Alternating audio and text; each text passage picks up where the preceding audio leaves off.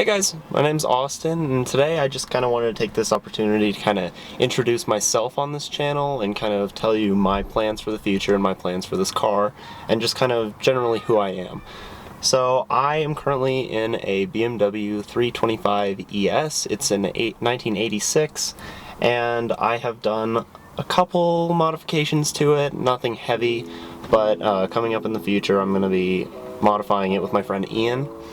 And we're also going to be working on his car. So today I just kind of wanted to take a drive and tell you about who I am, where I grew up, tell you about my friends, and just kind of my life in general. So let's take a drive.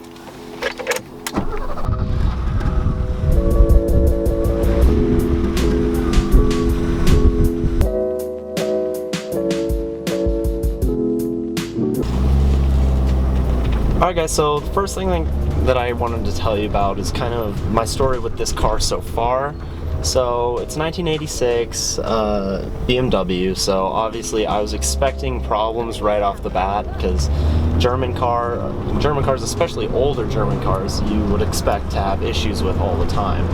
I've owned this car for around 2.5 months now with little to no problems with it, which I was very surprised about, especially buying it from Craigslist for $3,500. I was not expecting a car anywhere close to this good of condition, especially mechanically and internally.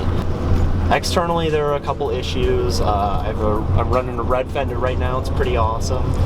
I just fixed my window and did a couple other things to the outside that just kind of made it look more acceptable.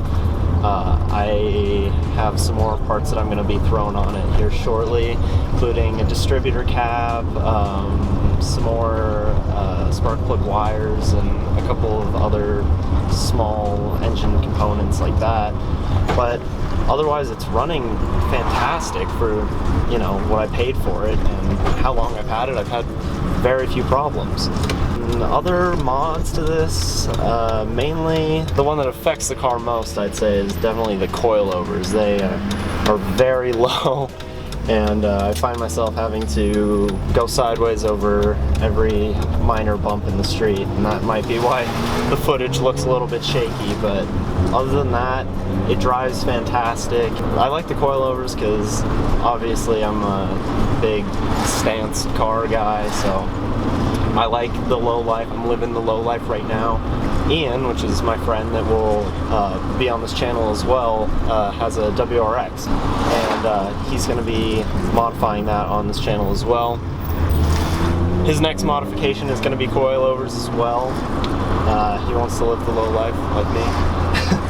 And his car has been modified to an extent as well. We put a NVIDIA N1 exhaust on it, so it's very loud. But other than that, not much done to either of our cars. So that's kind of why we wanted to start this channel, to kind of show you the process that we are going through in terms of modifying our cars, and you know, kind of what it takes to get your car to where you want it. But anyway, we're adding these modifications to two really good platforms. We get the best of the JDM world and the best of the Euro world. Any of you guys out there that have anything else other than Japanese and Euro will be able to apply the same principles just on your own platform. So I'm really thankful that we're going to be able to capture such a broad audience with what we're doing, and I'm really excited to show you some of the mods that we're going to do.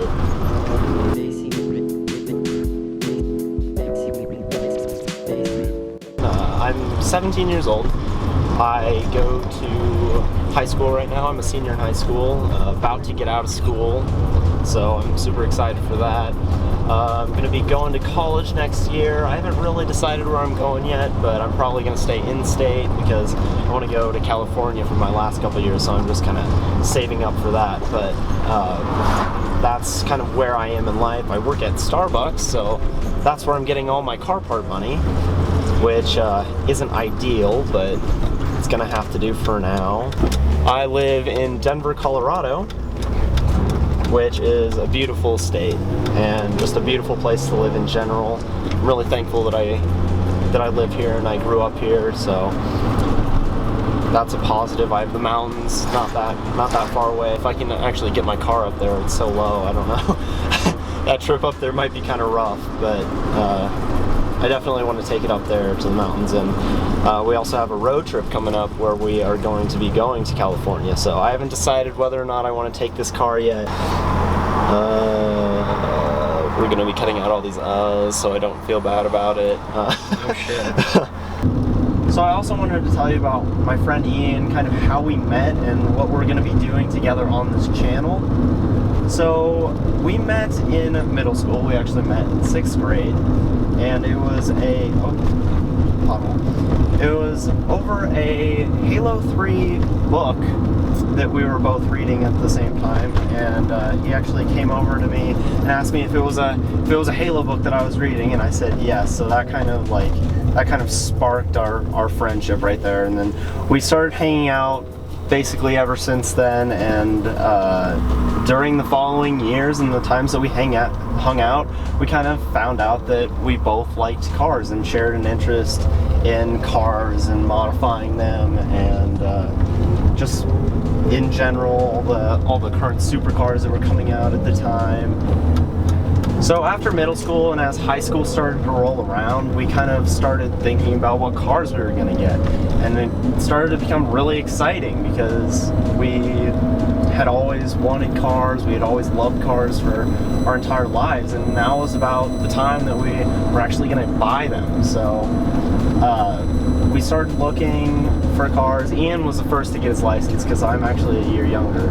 I'm 17, he's 18. So he started looking and eventually bought his 2005 WRX.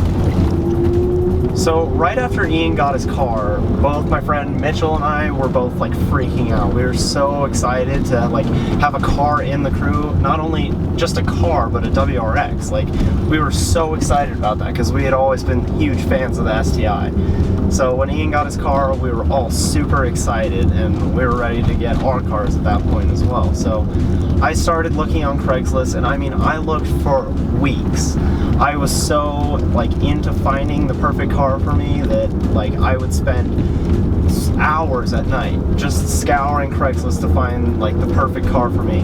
So I finally stumbled upon this green Audi, and I was like so excited. I brought it to my dad. It had already been mildly modified. It had coilovers and just some other small performance parts that I was like super excited about. So we eventually went and bought the car.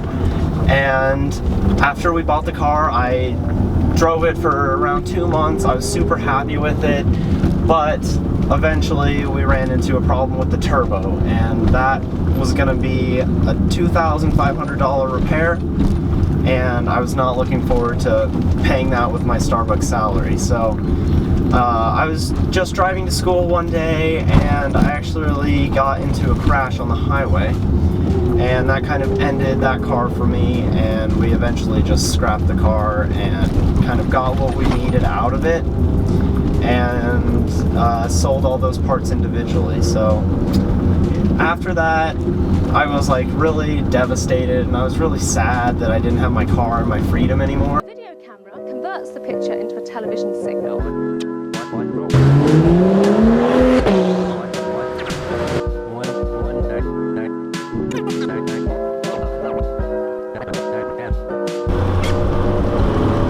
So after I lost my car, I was in just kind of a lull, and I was saving up at the time for more mods for my car, but obviously I didn't have that car anymore, so I put that all towards a new car, and I saved up for months and months, and I finally got enough to the point that I could purchase a new car.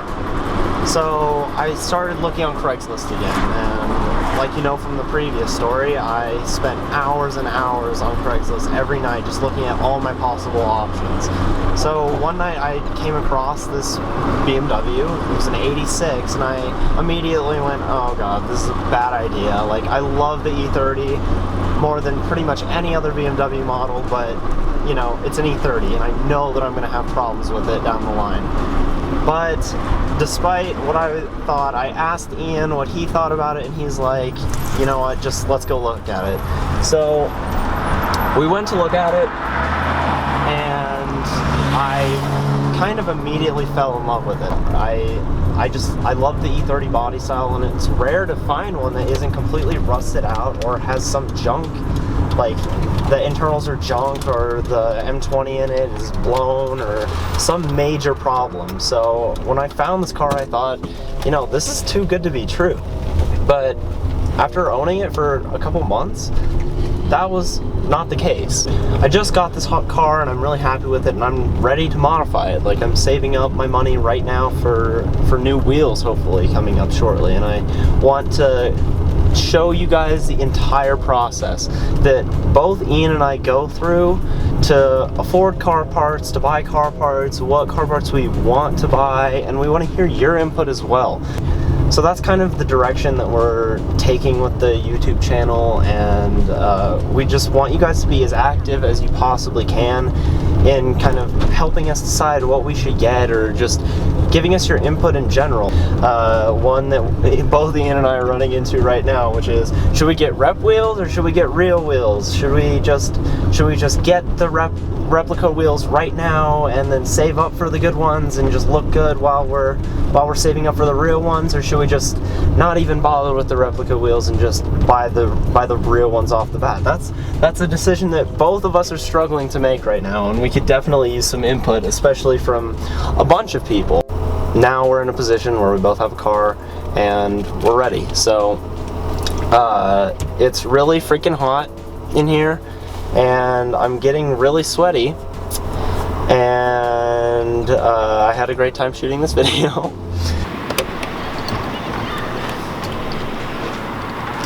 Alright guys, so that's just a little bit about me and kind of who I am and where this YouTube channel is expected to go, at least. Ian should be uploading a video here shortly doing the exact same thing, just kind of talking about who he is and what he wants to do on this YouTube channel. Thank you guys so much for watching, and please leave a like and a comment down below, especially about the replica wheels versus the real wheels debate. So thank you guys so much for watching, and I'll see you in the next video.